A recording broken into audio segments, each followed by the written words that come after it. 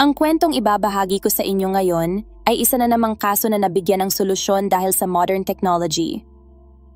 Si Angie Hausman ay ipinanganak noong February 18, 1984 sa St. Louis, Missouri. Iniwan ng kanyang ama ang pamilya bago pa siya ipinanganak, kaya hindi niya ito nakilala. Nang siya ay isang taong gulang, nagpakasal ang kanyang ina kay Ronald at nagkaroon sila ng isang anak na lalaki. Magkasundo naman si Angie at ang kanyang kapatid at mahal niya ito. Si Angie ay isang masayahin at madaling makipagkaibigan na bata. Nakatira ang kanilang pamilya sa isang tahimik na lugar sa St. Louis. Noong 1993, si Angie ay 9 na taong gulang at nasa grade 4 sa isang elementary school na mahigit 1 milya ang layo mula sa kanilang bahay.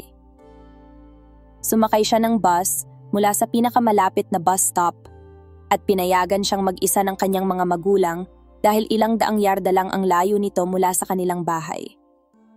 Karaniwang naglalakad si Angie papunta sa bus stop kasama ang ilang mga bata sa neighborhood at binabantayan sila ng mga magulang mula sa kanilang mga bintana.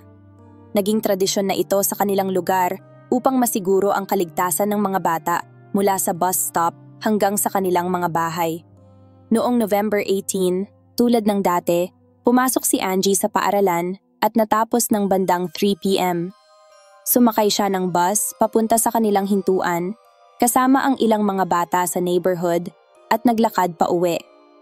Ang ibang mga bata ay mas malapit ang bahay sa bus stop kaya naiwan si Angie na mag-isa sa kalagitnaan ng kanyang paglalakad. Ilang minuto lang sana ang lakad ngunit lumipas ang kalahating oras at hindi pa rin siya dumadating. Nagsimulang mag-alala ang mga magulang ni Angie. Madalas siyang huminto upang makipag-usap sa ibang mga bata, ngunit hindi pa ito tumagal ng ganito katagal. Nagdesisyon ang kanyang ina at stepfather na lumabas at maglakad mula sa kanilang bahay papunta sa bus stop. Kinausap nila ang ibang mga bata mula sa parehong paaralan na nagkumpirma na dumating si Angie kasama nila at naglakad pa uwi. Kinausap din nila ang mga kapitbahay na karaniwang nagbabantay sa mga bata mula sa kanilang mga bintana, ngunit parehong abala ang mga ito noong araw na iyon at walang nakita. Agad na nagsimula ang paghahanap ng mga magulang ni Angie at kanilang mga kaibigan. Patuloy ang kanilang paghahanap hanggang sa gabi at nang dumilim na, nagdesisyon silang tumawag sa pulis. Agad na sumali ang mga pulis sa paghahanap.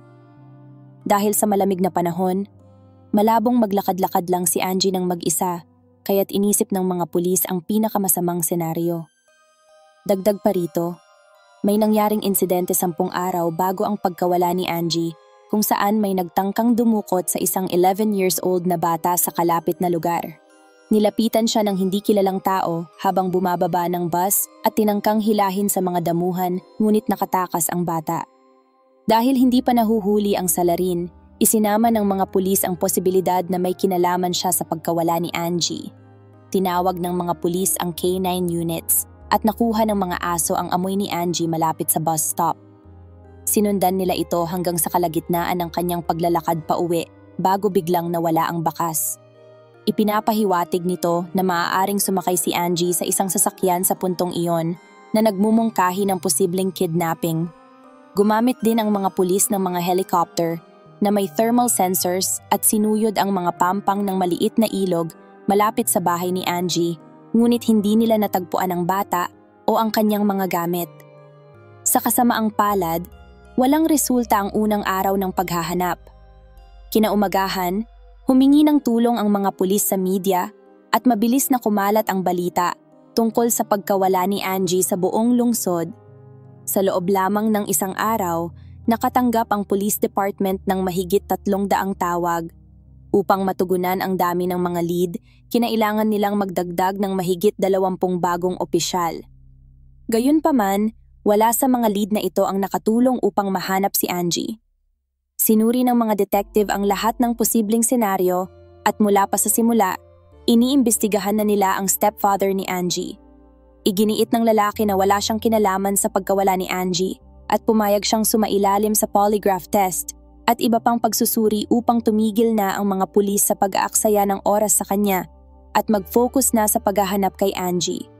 Natagpuan din ng mga investigador ang tunay na ama ni Angie At dito sila nakadiskubre ng kakaibang bagay. Hindi kailanman nakipag-ugnayan ang lalaki sa kanyang anak, ngunit ayon sa ina ni Angie, ilang beses na itong dumaan sa kanilang bahay at pinanood si Angie habang naglalaro sa labas. Kahina-hinala ito para sa mga detective ngunit may matibay na alibay ang lalaki. Sa ikatlong araw, sumali na ang FBI sa kaso at nagdagdag pa ng mga opisyal ang police department. Naiintindihan nilang may masamang nangyari kay Angie dahil hindi siya maaaring mabuhay sa lansangan sa ganitong kalamig na panahon. Sa isang punto, nakatanggap ng lead ang mga pulis tungkol sa isang posibleng suspect. May nag-report ng isang kakaibang lalaki na mabagal na nagmamaneho ng asul na sedan sa neighborhood ni na Angie. Ang kanyang description ay tumugma sa account ng batang babae na muntik nang makidnap 10 araw bago mawala si Angie. Nagdesisyon ang mga investigador na gumawa ng composite sketch ng taong ito. Ito ay itinampok sa balita at namahagi ng libu-libong flyers ang mga volunteers ngunit nanatiling blanco sa identity ng lalaki. Di nagtagal, umabot sa national television ang pagkawala ni Angie na nagdala ng mas maraming lead. Masusing sinuri ng mga pulis ang bawat isa, ngunit wala ni isa ang nagdala sa kanila para mahanap si Angie. Dahil sa mataas na atensyon sa kasong ito, mabilis na nakisali ang mga psychic, tumatawag sa bahay ni na Angie at ibinabahagi ang kanilang mga sinasabing pangitain. Isa sa kanila ang nagsabing buhay pa ang bata at tinukoy pa ang isang lokasyon kung saan siya umano'y ikinulong, isang malaking national park. Ngunit hindi pinansin ng mga detective ang kanilang mga salita. Nag-alok din ng $10,000 na pabuya para sa anumang impormasyon tungkol sa kinaroroonan ni Angie na nagdulot ng pagdami ng mga tip. Sa panahon ng investigasyon, natuklasan ng mga detective ang isang nakakabahalang katotohanan. Ilang araw bago mawala si Angie, sinabi niya sa kanyang guro na plano niyang mag-nature trip kasama ang kanyang uncle. Ang problema, walang uncle si Angie at walang alam ang kanyang mga magulang tungkol dito. Isinasaalang-alang ng mga investigador ang posibilidad na kilala ni Angie ang kanyang kidnapper at tinawag niya itong uncle sa usapan nila ng kanyang guro. Gayunpaman, wala silang nakuhang lead tungkol sa misteryosong lalaking ito. Sa mga sumunod na araw, walang progreso ang mga detective ngunit nagbago ang lahat noong November 27, 9 na araw matapos mawala si Angie. Tumawag ang isang hunter sa mga pulis. Dumating siya sa National Park at nakakita ng katawan ng tao sa kagubatan. Pagdating sa lugar, hinarap ng mga pulis ang isang nakakatakot na eksena. May katawan ng isang batang babae na nakatali sa puno, walang damit, at ang kanyang ulo ay balot ng tape maliban sa kanyang ilong. Ang kanyang mga kamay ay nakaposas din. Malapit sa lugar, may isang bag na may mga gamit na agad nagpahiwatig sa mga pulis na natagpuan na nila ang katawan ni Angie. Ang kanyang mga gamit, kabilang ang mga notebook na may pangalan niya, ay nasa bag. Ang katawan ay dinala sa mga medical examiner na nagsabi ng mas nakakagulat na mga detalye. Nang alisin nila ang tape mula sa kanyang ulo, natagpuan ng mga eksperto ang isang piraso ng underwear sa kanyang bibig.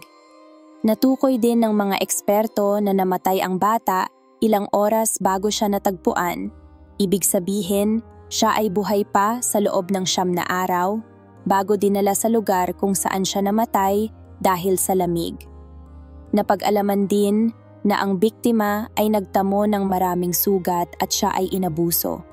Maingat na sinuri ng mga forensic analyst ang lahat ng gamit na natagpuan sa crime scene at nakakita sila ng fingerprint sa tape na ginamit upang balutin ang ulo ni Angie. Sinubukan nilang hanapin ang tugma sa database at sa ilang mga suspect, ngunit walang naging resulta. Matapos matuklasan ang katawan, naglaan pa ng mas maraming resources ang mga pulis sa investigasyon. Nabigla ang mga residente sa ganitong kalupitan at natakot para sa kanilang mga anak, kaya't sinasamahan nila ang mga ito kahit saan, sinasalubong sa bus stop at hindi inaalis sa kanilang paningin. Ilang araw lamang matapos matuklasan si Angie, lalo pang tumaas ang kanilang pangamba. Noong December 1, isang 10 taong gulang na batang babae na nagngangalang Casey ang nawala. Nakatira siya sa ibang bayan na 10 milya lamang ang layo mula sa bahay ni na Angie. Nagtanong si Casey sa kanyang ina kung maaari siyang bumisita sa kanyang mga kaibigan na nakatira ilang daang yarda lamang ang layo ngunit hindi siya nakarating sa kanilang bahay. Nawala si Casey sa daan at hindi siya matagpuan ng mga pulis. Nagsimulang matakot ang mga detective na maaaring may serial killer sila. Hindi nila inalis ang posibilidad na iisang tao ang nasa likod ng parehong pagdukot, ngunit wala silang ebidensyang sumusuporta sa teoryang ito. Pagkalipas ng 10 araw, natagpuan ang katawan ni Casey sa St. Louis, nakabalot sa 2 bedsheets at natatakpan ng pink na kurtina. Ang sanhi ng kamatayan ay maraming malulubhang suntok sa ulo. Hindi makahanap ng anumang lead ang mga detective na magdadala sa kanila sa pumatay. Bukod pa rito, nagsimula silang magduda na parehong tao ang pumatay kay Casey at Angie. Magkaiba ang estilo ng mga krimen na ito, kaya't isinasaalang-alang nila ang posibilidad na 2 magkaibang killer ang kanilang hinaharap sa parehong buwan. Nahanap ng mga detective ang lalaking nagtangkang dumukot sa isang batang babae ilang araw bago mawala si Angie. Siya ay si Gary, 37 years old, na madalas pumunta sa St. Louis para magtrabaho. Agad siyang inimbestigahan para sa pagkakasangkot sa 2 pagpatay, ngunit may matibay na alibay ang lalaki. Wala siya sa lungsod noong mga araw ng pagkawala ni na Angie at Casey. Bagaman sa investigasyon, inamin niyang inatake niya ang 4 pang ibang mga batang babae at kalaunan ay nakatanggap ng 5 taong pagkakakulong. Noong February ng sumunod na taon, nakahanap ng breakthrough ang mga detective nang matuklasan ang katawan ni Casey. Nakakita sila ng mga bakas ng gulong malapit sa lugar. Ang mga larawan nito ay ipinasa sa mga eksperto na natukoy na ang mga bakas ay mula sa isang pickup truck na malawakang ginagamit ng isang sikat na kumpanya ng car rental.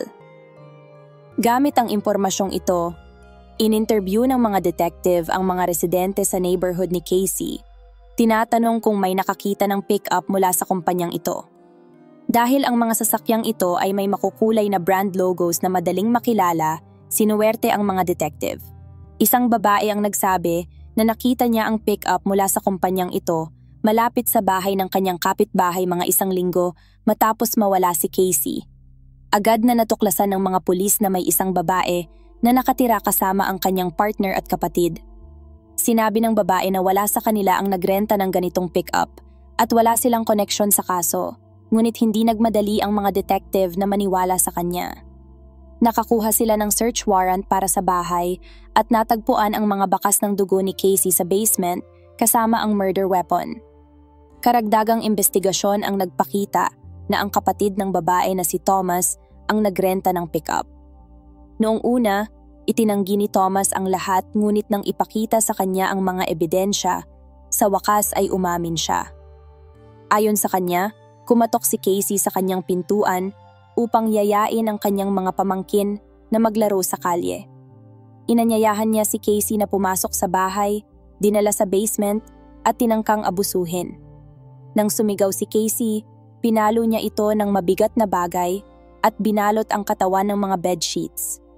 Pagkatapos ng pagpatay, pumasok si Thomas sa trabaho at pagbalik niya, sinabi ng kanyang kapatid na nakita niya ang katawan sa basement. Ngunit sinabi ng kanyang kapatid na ayaw niyang malaman ang nangyari at inutusan siyang alisin agad ang katawan. Nanatili ang bangkay ni Casey sa basement ng 1 linggo.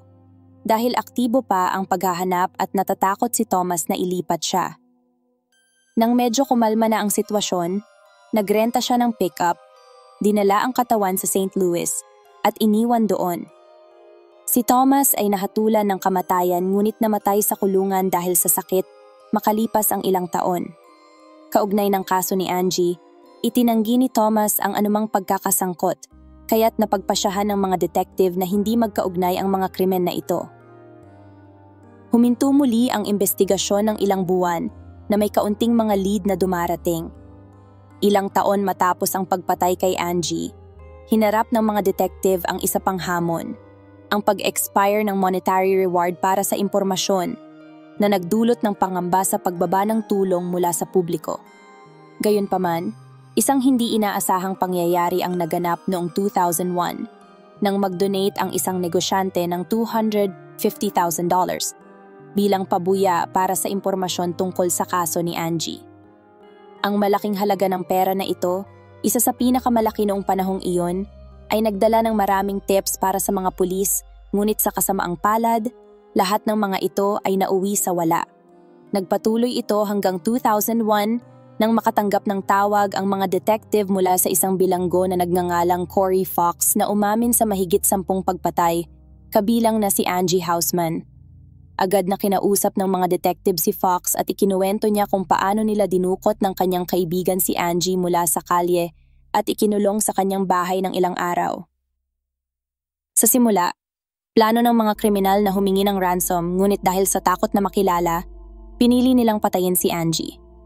Sa sorpresa ng mga detective, nagbigay si Fox ng maraming tamang detalye tulad ng pagtali kay Angie sa puno at paggamit ng kanyang underwear bilang pantakip sa bibig.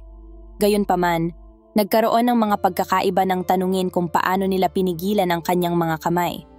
Sinabi ni Fox na gumamit sila ng plastic handcuffs, ngunit ang katotohanan, bakal na posas ang ginamit kay Angie. Nalaman din ng mga detective na hindi maaaring nagawa ni Fox ang ilan sa mga pagpatay na inamin niya. Napagpasyahan ng mga pulis na malamang na inimbento ni Fox ang bahagi ng kanyang pag-amin. Posibleng nakuha ang impormasyon mula sa mga balita tungkol sa kaso ni Angie Hausman. Noong summer ng 2002, isang pangyayari ang muling nagbigay pansin sa kaso ni Angie. Sa ibang lugar sa St. Louis, isang hindi kilalang lalaki ang dumukot sa isang 6 na taong gulang na batang babae mula sa kanyang bahay at pinatay ito. Sa simula, isinasaalang-alang ng mga pulis ang posibleng koneksyon sa kaso ni Angie, ngunit lumabas na hindi ito magkaugnay. Nahuli ang salarin ilang oras lamang matapos ang insidente. Isa itong kapitbahay na umamin sa interrogation. Lumipas pa ang ilang taon hanggang 2007 nang magpasya ang mga detective na muling suriin ang kaso. Sa pag-review ng mga dokumento, napansin nila ang isang kakaibang detalye. Pagkatapos matuklasan ang katawan ni Angie, napansin ng mga pulis ang isang nakaparadang kotse malapit sa lugar na may lalaking nagngangalang Roger Martin sa loob. Nang tanungin tungkol sa kanyang presensya, sinabi ni Roger na pumunta siya sa lugar para mag-hunting. Subalit sa maikling inspeksyon ng kanyang kotse, walang natagpo ang gamit pang hunting ang pulis. Dahil dito, masusing sinuri ng bagong team ng mga detective si Roger at natuklasan ang kanyang criminal record para sa mga child abuse. Bukod pa rito, inatake niya ang isa sa kanyang mga biktima malapit sa lugar kung saan natagpuan ang katawan ni Angie. Lahat ng mga krimeng ito ay naganap bago pa ang pagkamatay ni Angie at ang impormasyong ito ay nasa database ngunit hindi ito masusing na imbestigahan ng mga pulis noon. Dahil dito, nagsimulang muli ang bagong team ng mga detective mula sa simula. Tinawag si Roger para sa interrogation. Itinanggi niya ang anumang pagkakasangkot sa pagpatay kay Angie at iginiit na nagkataon lamang na naroon siya sa lugar. Sinabi pa ni Roger na noong panahong iniwan ang bata doon, siya ay nasa trabaho pa. Bagaman hindi makumpirma ng mga pulis ang alibay na ito, sa kabila ng 9 na oras na interrogation, walang magandang nakuhang resulta ang mga detective. Kinuha nila ang mga fingerprint ni Roger at ikinumpara ito sa natagpuang fingerprint sa tape mula sa ulo ng biktima. Natukoy ng mga eksperto na hindi ito tugma, kaya pinalaya si Roger. Bagaman hindi inalis ng mga pulis si Roger bilang suspek, kulang sila sa ebidensya upang ikulong siya. Walang progreso sa kaso hanggang 2018, nang bumuo ang St. Louis Police Department ng isang dedicated task force. Layunin ng mga bagong detective na muling suriin ang lahat ng umiiral na ebidensya gamit ang mga makabagong teknolohiya mula noong 1993. Tumutok ang mga detective sa 3 pangunahing ebidensya, ang mga posas, ang tape mula sa ulo ni Angie, at ang kanyang underwear na ginamit upang patahimikin siya. Sa kabila ng paulit-ulit na pagtatangka mula noong 1993, Nahirapan ang mga eksperto na makahanap ng DNA ng salarin sa mga ito. Hindi sila sumuko at nagpasya silang muling suriin ang mga bagay na ito gamit ang makabagong teknolohiya. Una, sinubukan nilang makahanap ng DNA sa mga posas, ngunit ito ay napakahirap dahil halos natakpan ito ng dugo ng biktima.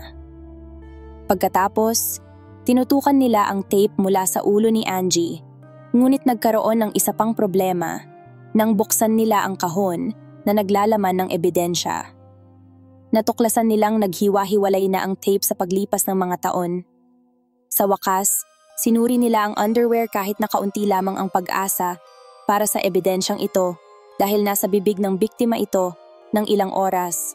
Posibleng nabura ang anumang foreign DNA.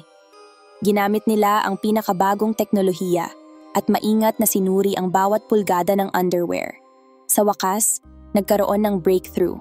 Nakakita sila ng maliit na sample ng hindi pamilyar na DNA na sapat para sa pagsusuri. Nakumpirma ng mga eksperto na ang DNA ay mula sa isang lalaki at agad itong ini-upload sa FBI database. Karaniwan sa ganitong mga kaso na walang makitang tugma kaya't kinakailangan ng karagdagang pagsisikap upang matukoy ang tao. Gayunpaman, sinuwerte ang mga detective sa pagkakataong ito. Pagka-upload ng DNA sample, agad silang nakatanggap ng tugma. Ang DNA ay pagmamay-ari ng 58 years old na si Earl Cox na nasa kulungan mula pa noong 2003. Hindi kailanman napasama si Cox sa radar ng mga pulis kaugnay ng kaso ni Angie, ngunit malawak ang kanyang criminal history. Unang nakulong si Earl noong 1982 habang siya ay nasa military service sa Germany. May part-time job siya bilang babysitter hanggang sa mag-report ang 4 na batang babae na sila inabuso niya. Nakatanggap si Earl ng 8 taong pagkakakulong sa USA at natanggal sa Army. Pagkatapos magsilbi ng 3 taon, pinalaya siya ng maaga at lumipat sa St. Louis. Makalipas ang 4 na taon, muling naaresto si Earl nang akusahan siya ng 27 taong gulang na batang babae ng pang-aabuso. Bagaman ibinaba ang mga kaso dahil sa kakulangan ng ebidensya, ang kanyang pag-aresto ay lumabag sa mga kondisyon ng kanyang parol na nagdulot ng karagdagang 1 taon sa kulungan. Pagkatapos ng kanyang paglaya noong 1992, muling nanirahan si Earl sa St. Louis kung saan nakatira ang kanyang mga kamag-anak. Matapos ang 1 taon, ay nawala si Angie at nakitang patay. Noong 2002, muling naaresto si Earl dahil sa pagpapatakbo ng isang malaking anonymous internet platform kung saan nagbabahagi ang mga predator ng mga materyales na nagpapakita ng pang-aabuso sa mga bata. Matagal nang iniimbestigahan ng FBI si Earl at nahuli siya nang makipag-ugnayan sa kanya ang isang undercover agent na nagpapanggap na 14 years old na babae. Ipinahayag ni Earl ang kanyang intensyon na gawing alipin ang batang babae. Nagpadala ng pera para sa bus ticket at nagpunta sa napagkasunduang lugar. Sa halip na batang babae, mga armadong ahente ng FBI ang sumalubong sa kanya na nagresulta sa kanyang pag-aresto. Sa kanyang computer, natuklasan ang 45,000 larawan ng pang-aabuso sa mga bata kasama ang ebidensya na siya ang utak sa likod ng perverse platform. Ang impormasyong ito ay nagdala sa pag-aresto ng 60 pang individual na konektado sa site na naging isa sa pinakamalaking operasyon laban sa mga pedophile sa bansa.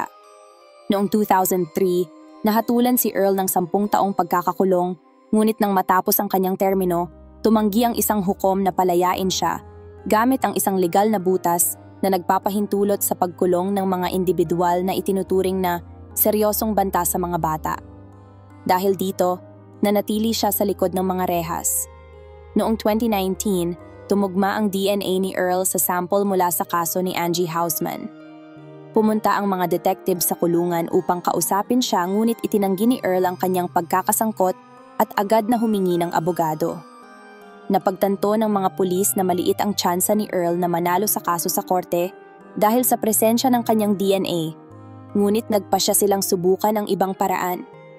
Nakipag-ugnayan ang mga investigador sa abogado ni Earl at sinabi nilang hihilingin nila ang parusang kamatayan para sa pagpatay kay Angie.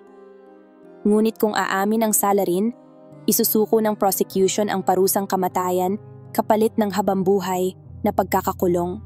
Alam ni Earl na malamang matatalo siya sa kaso, kaya pumayag siya sa kasunduan. Bumalik ang mga detective sa kulungan kung saan ibinigay ni Earl ang kanyang version ng mga pangyayari. Mahalaga ang pag-amin sa pagpatay para sa mga investigador, kahit na may ilang bahagi ng kanyang kwento na tila hindi kapanipaniwala. Ayon kay Earl, noong November 18, 1993, nagmamaneho siya sa lugar kung saan nakatira ang kanyang ina at kapatid. Tumirik ang kanyang kotse sa gitna ng kalsada at habang sinusuri niya kung ano ang problema, dumating ang isang school bus at bumaba ang ilang mga bata. Lahat sila ay pumasok sa kanilang mga bahay maliban sa isang batang babae, si Angie. Ayon kay Earl, nang lumapit si Angie, nagkaroon sila ng maikling pag-uusap at napansin niyang mukhang giniginaw si Angie. Inalok niya itong sumakay sa kanyang kotse at ayon sa kanya, pumayag si Angie. Dinala niya si Angie sa Burger King, pinakain, at dinala sa kanyang bahay kung saan niya inabuso si Angie ng ilang araw. Pagkatapos ng ilang panahon, nagpasya siyang alisin si Angie. Dinala siya sa lugar kung saan natagpuan ang kanyang katawan at itinali sa puno.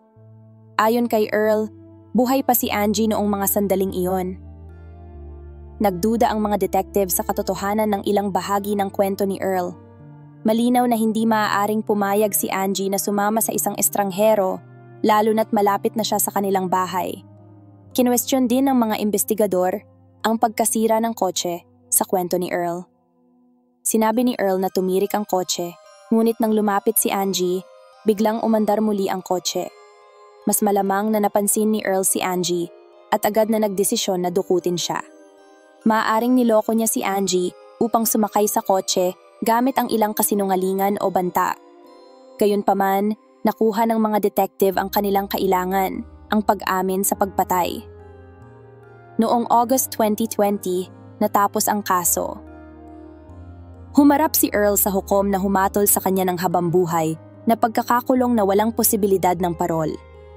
Sa kasamaang palad, hindi na inabutan ng ina ni Angie ang sandaling ito dahil pumanaw siya dahil sa cancer noong 2016.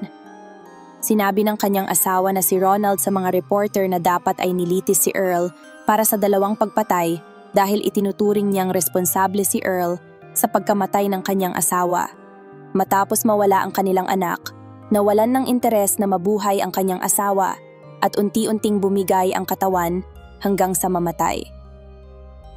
Tungkol kay Earl, hindi natapos ang kanyang kwento sa hatol. Nais ng prosecution na muling suriin ang kaso ng pang-aabuso sa 27 taong gulang na batang babae kung saan hindi siya naparusahan at nagsilbi lamang ng 1 taon sa kulungan dahil sa paglabag sa parol. Nakipag-ugnayan ang mga pulis sa isa sa kanyang mga biktima na ngayon ay nasa tamang edad na at hiniling na tumestigo laban kay Earl. Ang lalaking nakatakdang gugulin ang natitirang bahagi ng kanyang buhay sa likod ng mga rehas ay umamin ng kanyang kasalanan at nahatulan ng karagdagang 10 taon sa kulungan. Matapos ipahayag ang hatol, nagsalita ang kanyang biktima sa korte.